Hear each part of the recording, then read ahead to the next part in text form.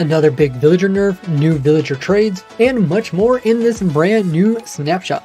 Hello there, right here we have a new version that's coming out very soon because we are on the pre-release 1 of 1.20.2. So check that you're still subscribed and let's get into all the changes. We got a big nerf today where villagers that are armorers, normally when you would unlock them, they would slowly progress giving better stuff.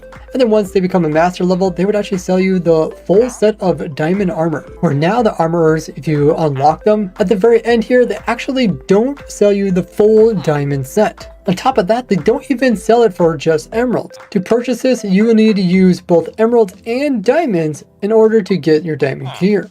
And which diamond gear they will actually sell you depends on which biome the villagers are. So we're in a plains biome. That means our villager has a chance of selling either diamond boots, diamond legs, or purchasing iron blocks. And that's what we see here for the master level, but as you can see in game, just because we have a chance of getting both diamond pieces doesn't mean we'll actually get both. This is because for every level, the villager has several things that they can buy and sell. So despite an armorer being able to have 5 different things they could buy and sell, just at its novice level, when you actually trade with them, they will only be able to do 2 of these things, and then all the rest of them won't show up for that villager. Now before when it came to the master level villagers, they could sell you 2 different things, but all they had was 2 options to choose from, and that's why you'd always see both options in game. And with the expert level giving the 2 other diamond gear, you could always get a full set of diamonds by unlocking the last 2 levels of villagers. But you can see with this chart here at the master level, the game now has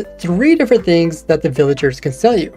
But it still only has 2 slots to choose from. He might not even sell both diamond armor pieces, because there's this new trade where he'll purchase a block for a really bad price, especially since just above it, you can sell him some iron for emeralds. Especially since you can discount the iron ingots, so you could just sell 1 iron ingot for emerald, but you can't actually increase the number of emeralds the guy will purchase an iron block for.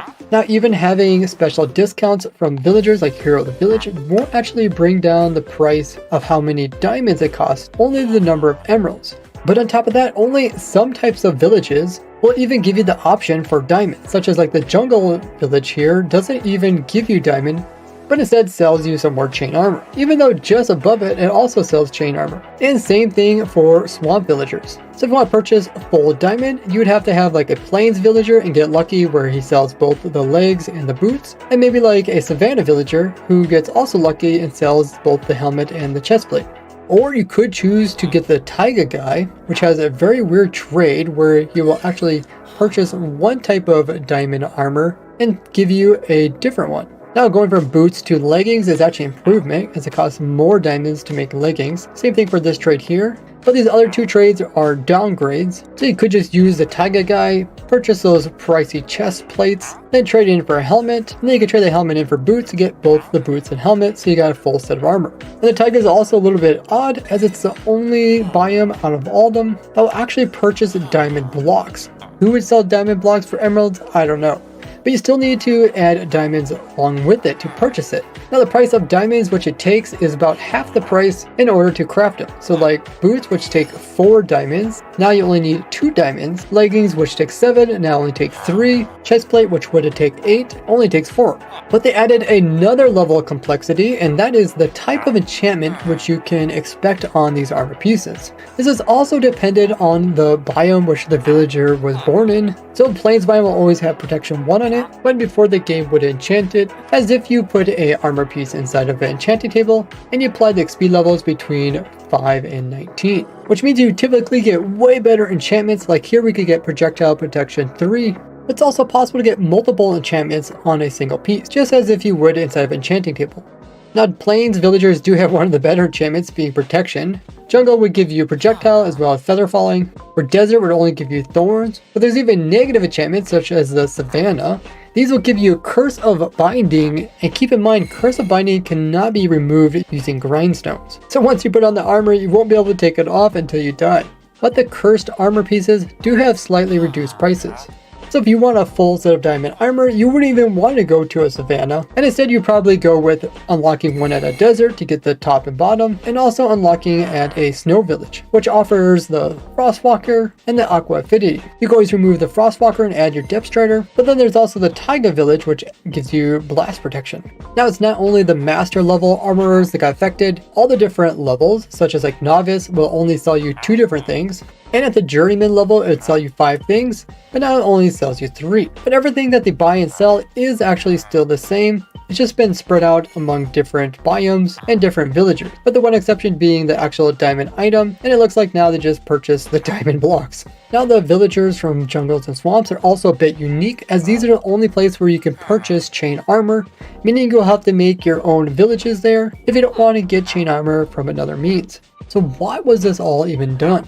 This goes back to them trying to rebalance villagers so they're not so overpowered early game. In a recent snapshot, we've seen them do this to the librarian villagers, where you can no longer get all enchanted books just from one villager biome type. So if you're a more experienced player, you might have some diamonds, and you can use them to get full diamond for a discounted price compared to mining some more. For early game, you can still use armorers to sell you extra coal and iron to get more emeralds. And you get some use for early game armor as well as a shield. Now so far they haven't nerfed weaponsmiths or either toolsmiths, which will still sell you all the different diamond tools and weapons without needing any diamonds, and all just with one villager. But who knows, maybe they'll change this in the future. But just like the librarian villagers, this is an experimental feature. So when starting a world or upgrading a world, it won't automatically be added into the world, and instead you have to turn it on here. This is until they fully flesh it out and add it into the main game. And since we're already in pre-releases, we want more time to continue rebalancing villagers before forcing everybody to use it in the upcoming versions. It won't be coming in the upcoming 1.20.2 Java version, but instead probably the next full release after that. What do you think of this big nerf and the whole rebalancing of villagers? But with it, we also get some pretty cool changes to cartographers, who normally only sell maps for ocean monuments as well as mansions, but now they can also sell you some other maps.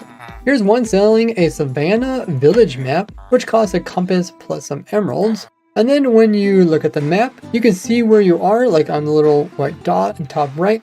That means they have to go south and a little bit west in order to find this Savannah village. And just like the theme with this whole rebalance, each biome village can sell you different types of maps. So like our plains ones can sell us Savannah and Taiga. You can get those maps, look at them, and then use them to find another village. Such like the Savannah, then you can use the Savannah village to find the desert and the plain villages. Savannahs also sell jungle explorer maps, which lets you find the jungle temples. But once you get to a desert, it will only point you back to a Savannah and plains as well as the jungle explorer map. But then with the plains you can also find the Taiga one, which then also has a swamp explorer map, which will show you where witch huts are, which is pretty cool, so you can make a witch hut farm. But also show you where the snowy villages are. So here's a cool chart showing how each of them are related, with the plains village in the middle, so you can easily go to like Savannah and then go to these 2 structures, and then you can always use the plains to get to this Taiga village, which you can use to get to the other 2 structures. Now this will let it so people can easily find these different types of villages, as now it's more important since only some villages will sell you some types of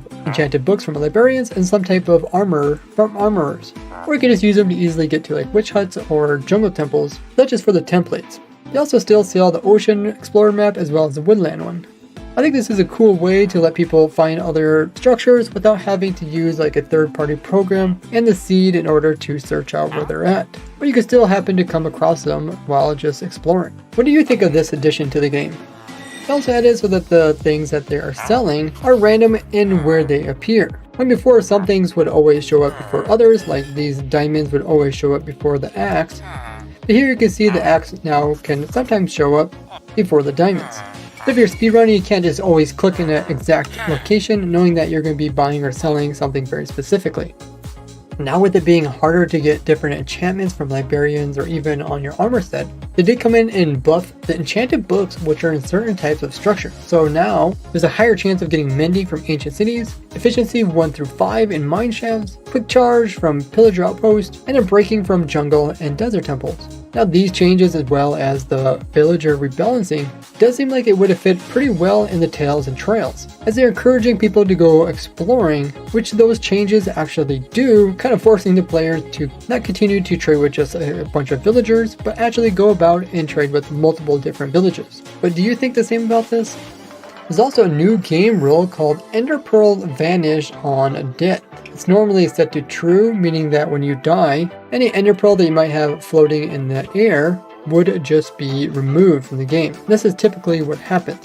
A lot of player prisons will have the player die, and this will remove any Ender Pearl stasis chambers, which could be used to get the player out of the prison. And now you have the option to change that to false, so that even if you die, you can still access your Ender Pearl stasis chamber to teleport you back some far distance. The data pack being updated to version 18, they also came in and removed the execute if function as well as return run functions. It will bring them back later, but they first need to overcome some bugs to do with them. It's now possible to search up any type of item inside of the recipe search, even if you haven't technically unlocked it or have the ingredients to craft it. They did this so that if you're new, you don't have a gazillion different crafting recipes sitting over here. You can see now there's only a few of them, all related to stuff I have in my inventory. But if you're an expert player, you can still look up certain things so you can see how to craft them. He also changed the way it searches so that it will only look for lettering that is in the beginning of a word, such as like TOR. Will show torches as well as redstone torches, but won't show stuff like detector, where those lettering are within a word that isn't in the beginning. I did see this weird bug where you just briefly see the villager that was here, and then all of a sudden the villager just vanishes. When looking at blocks with your F3 on the right hand side, it would say special information about it, such as like if this hopper is locked with redstone or not. But even when it was unlocked, this information wasn't getting updated. This was a common problem with droppers and dispensers. And now you can see the trigger turns true and false without you having to actually click inside of it. They fixed this visual bug where it looked like the redstone was continuing to go up the side of a block despite the actual redstone that was on top being broken, as well as this one related to comparators. They fixed a lot of different bugs related to spelling, grammar, making sure different phrases are translatable, and a couple related to absorption, which only appeared in the last couple snapshots. The latest glitches in the game in this playlist here. Much love to this month's supporters. Get your very own name up there with the link in the description. I'll see you in the next one. Bye bye!